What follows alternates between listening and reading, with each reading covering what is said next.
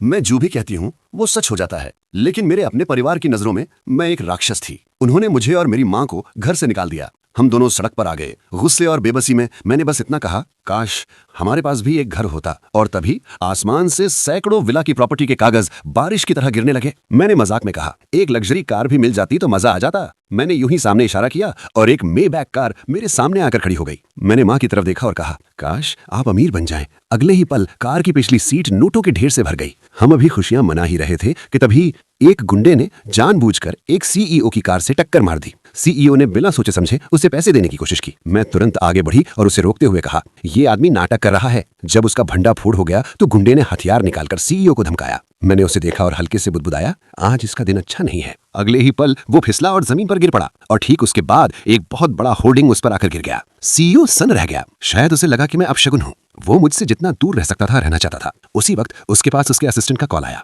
उसने बताया कि किसी के पास उसकी दादी की बीमारी ठीक करने का तरीका है। सीईओ ने कॉल काटा और जाने लगा। मैंने जल्दी से उसका रास्ता रोका, उसे एक सुरक्षा ताबीज दिया और कहा, इसे अपने पास रखिए, ये आपको सुरक्षित रखेगा। वो शक के साथ ताबीज लेकर चला गया। मैं और मेरी माँ अपने नए विला में दाखिल हुए, लेकिन जैसे ही मैंने अंदर कदम रखा मुझे कुछ गलत सा महसूस हुआ। मैंने पूरा घर छाना और आखिरकार एक कमरे में एक बेहोश बुजुर्ग महिला मिली। मुझे तब नहीं पता था कि वो सीईओ की दादी हैं। उसी समय सीईओ एक रहस्यमयी लड़की से मिल रहा था। वो लड़की उसकी जेठ के पेंडेंट को पाने की लालसा रखती थी। उसने दावा किया कि यही पेंडेंट उसकी दादी की बीमारी की वजह है।